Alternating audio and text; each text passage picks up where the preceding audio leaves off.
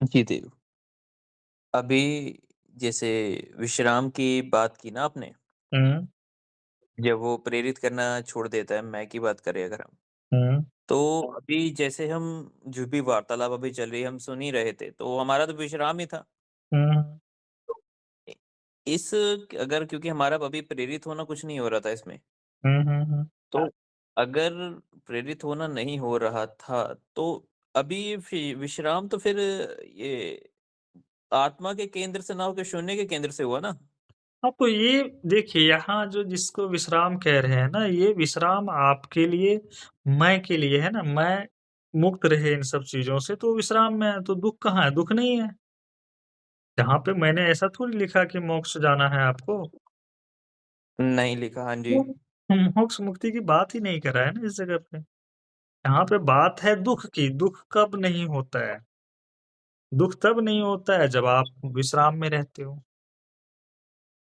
जब शून्य में रहते हो। हाँ, जो बोलो आप शून्य बोलो या स्वप्न में सुषुप्ति बोलो, जो बोलना है आप बोल दो। यहाँ बात दुःख कब नहीं हो, मतलब उसकी बात की गई है। मोक्ष मुक्ति की तो बात यहाँ है ही नहीं।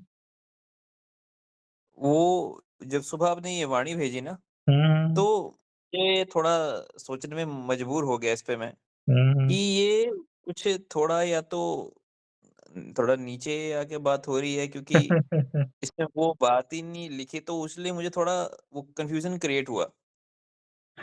हाँ, बात देखिए हमेशा एक ही अवस्था की तो नहीं की जाएगी ना, अलग-अलग अवस्था के साधक हैं, सबके लिए तो कुछ न कुछ तो लिखना पड़ेगा। क्या कहें वाणी आ जाती है तो सबके लिए अलग-अलग अवस्था के लिए।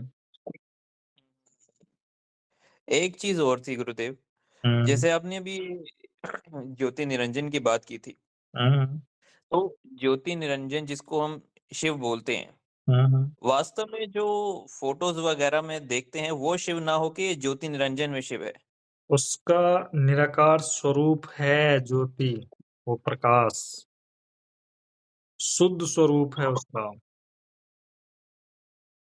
समझ गए? अच्छा, उसका जी। जो सबसे शुद्ध से शुद्ध स्वरूप होता है निराकार स्वरूप का, क्योंकि उसको आप प्रकाश को आप कोई आकार दे पाओगे क्या? नहीं ना। नहीं दे पाएँगे। तो स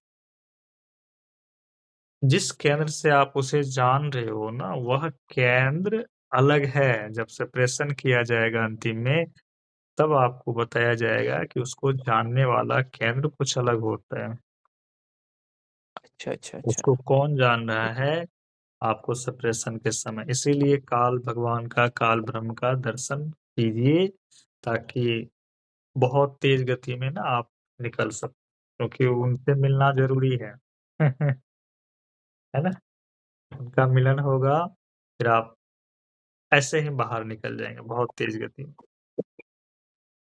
मतलब मिलन कैसे करना है? दोबारा करना मतलब? मिलन का मतलब है आपने उसे देख लिया ना, मिलन हाँ तो वही जी। है आप जितनी बार चाहो उनका दर्शन करो और जितनी बार हुँ, चाहो दर्शन करो, इसका मतलब ये नहीं है कि आप वहाँ जाके माँगने लग जाओ।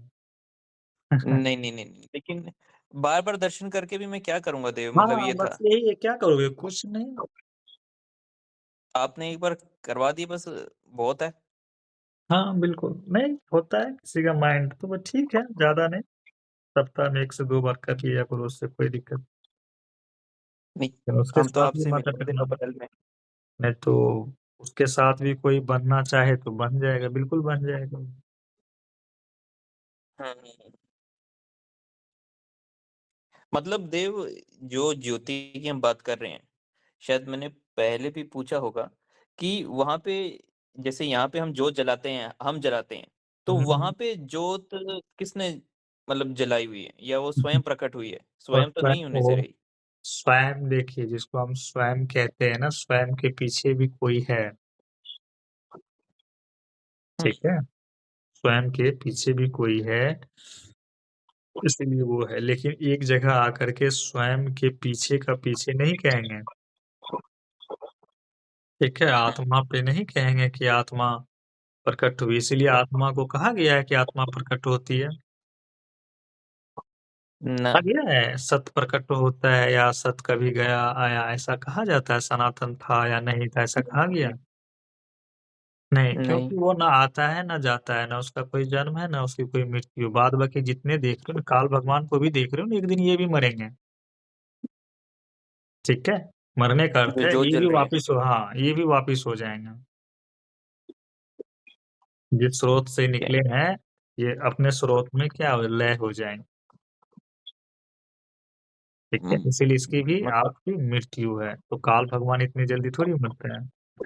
कितने ब्रह्मा, विष्णु, महेश मर जाते हैं, तब जाके उनकी वापसी होती है। सोच तो साधारण चीज़ नहीं है। लेकिन आपको ये कहना पड़ेगा कि उनका भी क्या होता है मृत्यु, मृत्यु का अर्थ है वो भी वापिस लौट जाते हैं। वो उनका वापिस लौटने का मतलब है जगत ही खत्म हो जाएगा, ठीक यानी कि है? मैं की महामृत्यु हुई होगी समझो। हाँ, ऐस बिल्कुल। देखिए जैसे देह का जो माता-पिता है, देह को जो जिसने जन्म दिया है, कौन दिया है देह को जन्म? पिता ही हो। नहीं, हमारा आपका जो देह आया, ये मिट्टी है ना?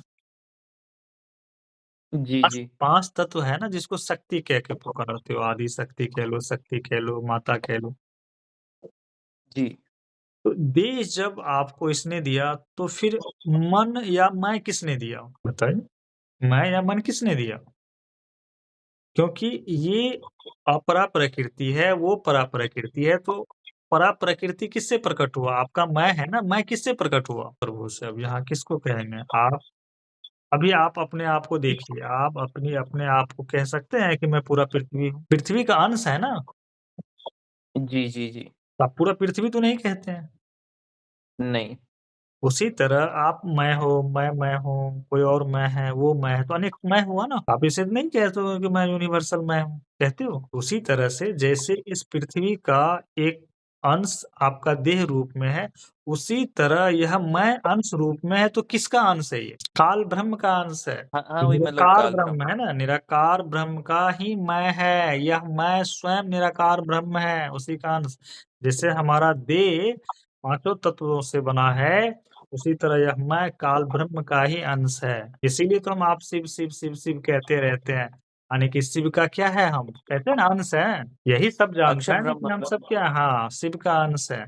अक्षर ब्रह्म वहाँ पर अभी नहीं जाएँगे। अक्षर ब्रह्म तो बहुत दूर की बात है अभी। अभी आपको जो क्षर ब्रह्म में ही आते हैं या थोड़ा और ऊपर की काल ब्रह्म का ही अंश है आप और आपका देह है आदि शक्ति का अंश। दोनों मिल कर के दोनों का अंश शिव और शक्ति का अंश मिल कर के आप बने हो।